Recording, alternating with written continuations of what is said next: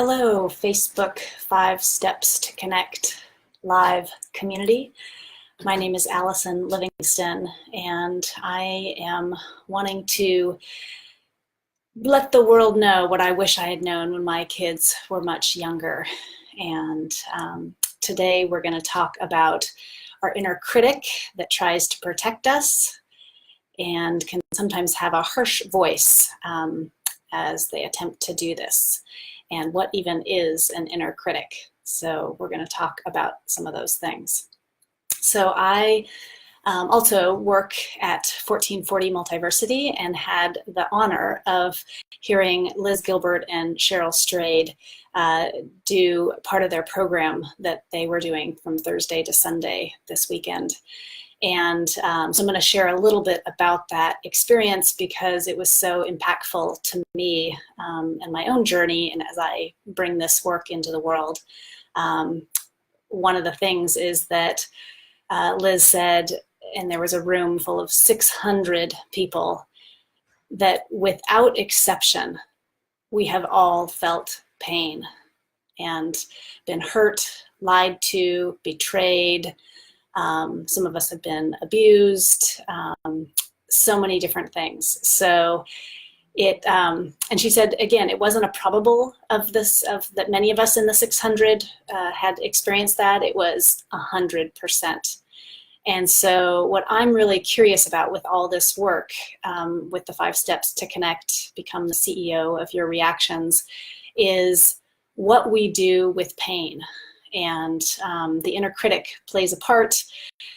She is trying to help us avoid pain. And many of us spend our whole lives in an attempt to avoid discomfort, pain, hurt, sadness, embarrassment, shame, anxiety, all of the really hard emotions to feel. And so that's one of the things that really impacted me, is that life is painful. And her point was that it's what we do with it that really matters. So that's what this class is all about. So with that intro, so I think the premise is that we all want to connect with our kids.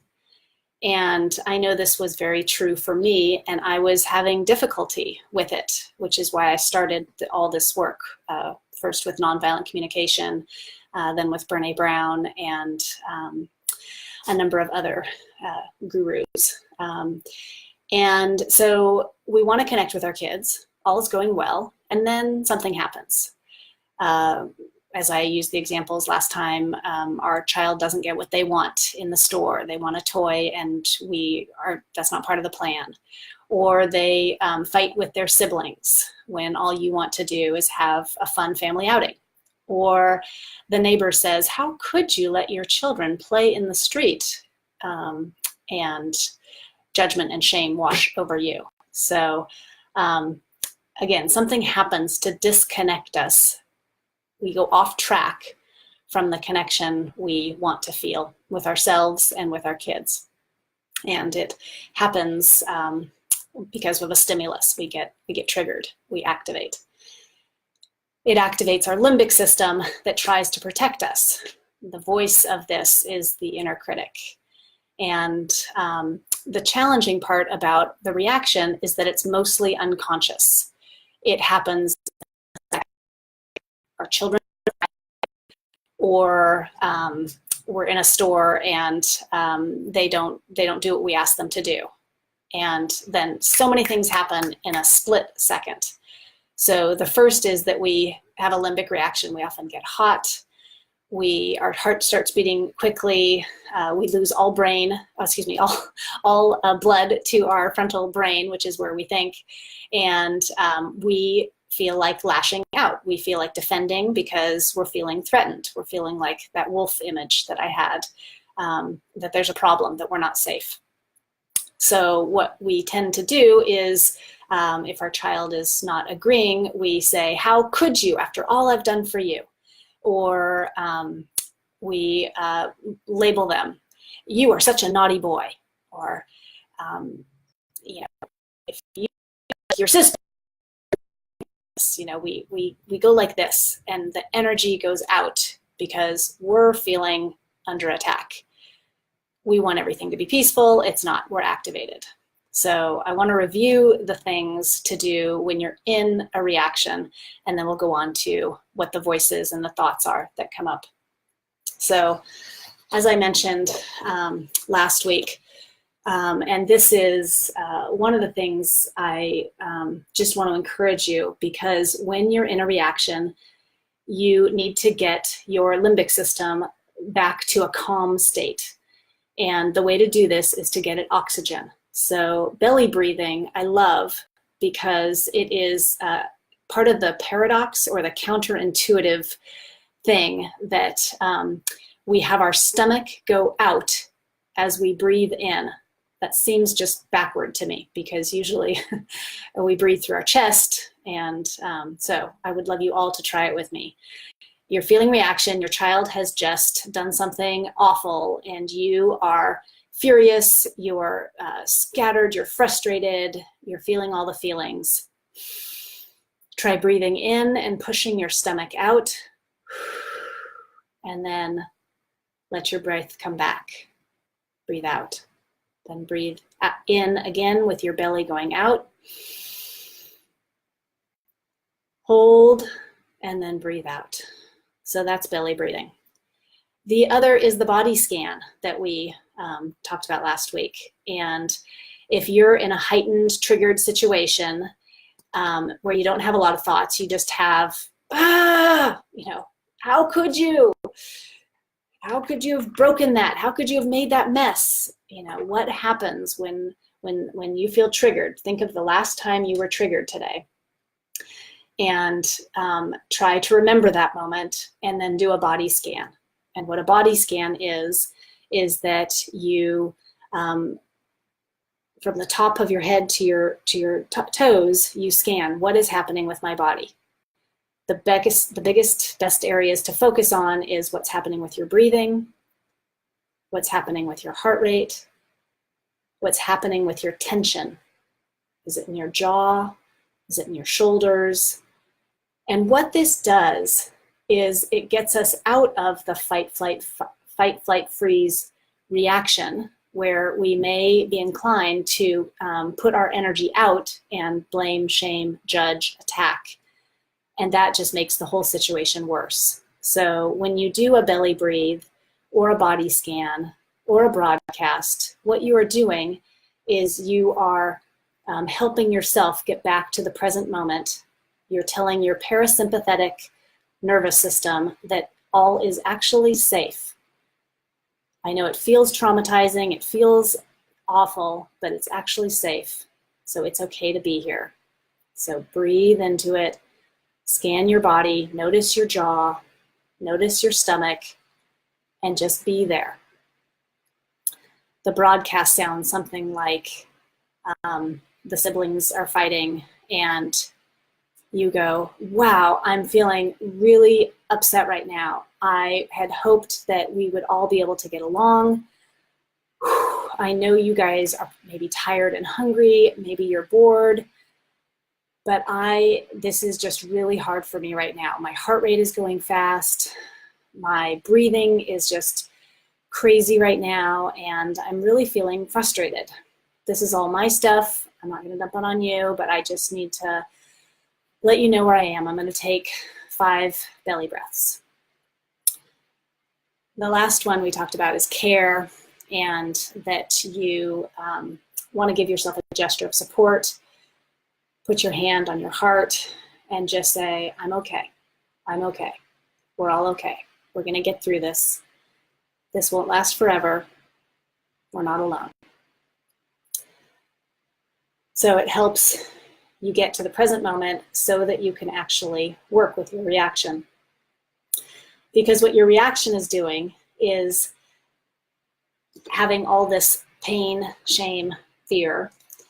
And instead of feeling it, because we've mostly spent our whole lives avoiding feeling it because it's excruciating and we don't know how, we try to deflect it, which is why the limbic system does blame, shame, judgment. It's like It tries to numb us out. It tries to get rid of all the feelings. That's where we are. With validating, again, the work, once we are in a connected, on-track place, then we are able to validate our children, and we can validate ourselves. Wow, you seem really frustrated. Where is that in your body? What's going on with you? Or do that for yourself. So again, it's just a system to work with the reaction, even be conscious that we are reacting, and then we have a chance to work with our thoughts. So the inner critic. So the inner critic for me has a lot of shoulds. It has a lot of judgment. It is an inward. It's a voice that says, why can't you figure this out? Why can't you get your children to behave? Why can't you figure out something that will solve this? How could you be so stupid? Another voice would say, if I were in Trader Joe's, oh my gosh, everybody is staring at you. Do something. You should be able to handle this. And it's just coming from a place of scatteredness, of not feeling worthy, of not feeling abundant. It's a place of lack and fear. And the crazy part is that this part of our defense limbic system is really trying to protect us. And they're doing it in a really odd, not helpful way. But the limbic system, or the inner critic voice, is actually our risk avoidance system. It's trying to keep us in line so that we don't get judged from the outside, so that we don't feel anything uncomfortable. Its philosophy is, if you could just stay within the lines, then you would never get shamed, never get judged, never get blamed. You will not get in trouble. And that's what I said at the beginning. So much of our life is spent avoiding getting in trouble because it's so uncomfortable. What if we could live in a world where we could actually feel the discomfort, that we didn't spend our whole time trying to avoid it? I'm going to say that again because that is so radical, and I really feel like that's the whole way through. That's been my experience over the last 15 years of how to get through struggle, how to get to freedom, how to get back to abundance and worthiness. The counterintuitive message is, it's by experiencing your uncomfortable feelings. It's by giving yourself the gesture of support and being in discomfort, being in, I'm embarrassed, I'm frustrated, I'm angry. Stay. As Pema Chodron says, stay.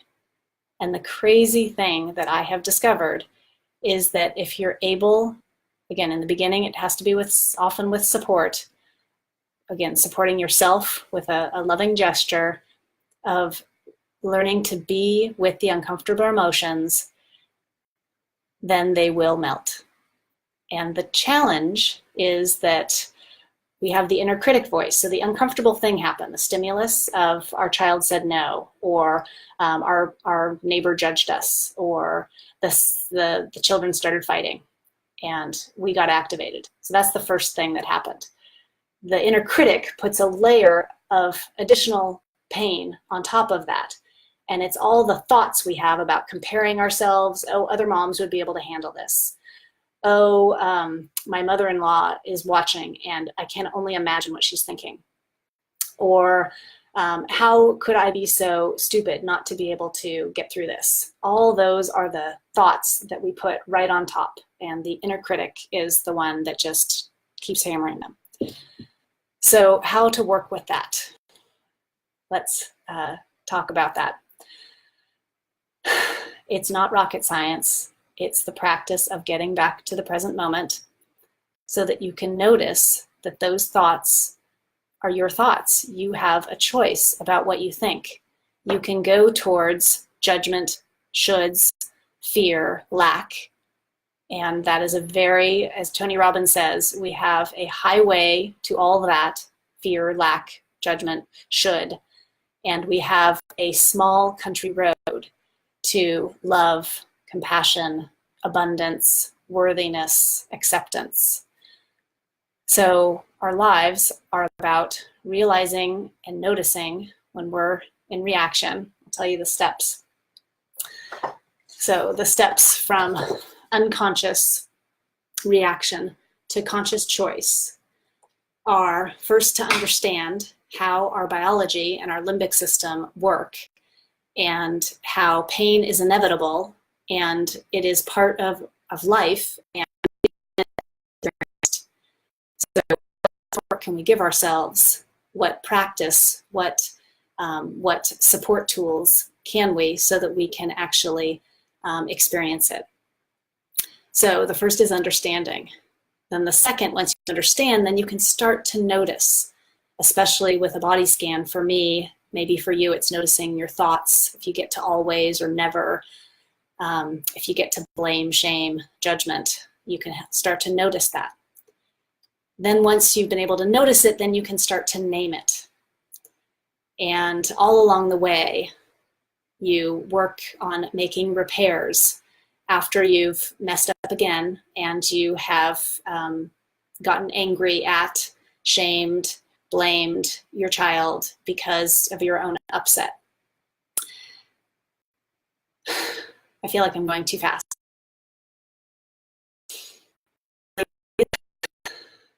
And again, just let you know that this is a process, that it takes time, and that I am a testimony that you get better and better the more you practice and the more you give yourself support and love and acceptance. Because the analogy I came to on our foggy morning was that the sun is always there. So the sun is our birthright of worthiness and acceptance, belonging, love, compassion, that we always have that within us. We have access to it. The challenge is that we get fog from our life and from the way we were brought up, because our parents didn't know any better. So they were not able to validate our pain and teach us how to be with it and hold our hands. Instead, they tried to fix it, numb it, rationalize it, and take it away from us because it was so excruciating for them to feel. It is excruciating for me to let my own children feel pain. I want to take it away. I want to fix it. I want to numb it for them. I want to tell them to look on the bright side. But what I've learned from all this work is that the path forward, the counterintuitive path forward, is to lean into it and to be where you are. And then again, it'll melt. And it'll melt, especially if we're aware of the thoughts, because the thoughts are what keep us stuck in a cycle of too much emotion. So more on that, another episode of Facebook Live. I'm also having classes start in October, if any of this resonates with you, because being face-to-face and asking questions and yeah buts and really having the community aspect of being in a room full of parents where you really know that you're not alone in this amazing journey I have experienced life-changing. So I want to thank you for your time and your attention, and I hope that this is of benefit, and please do message me with any questions you'd like answered, any situations that are hard, and we will go through them anonymously so that you can get the support you need, because again, we're all doing our very best, and we all have the ability to go to abundance and love and compassion when we remember. So wonderful parenting to you, and until next week.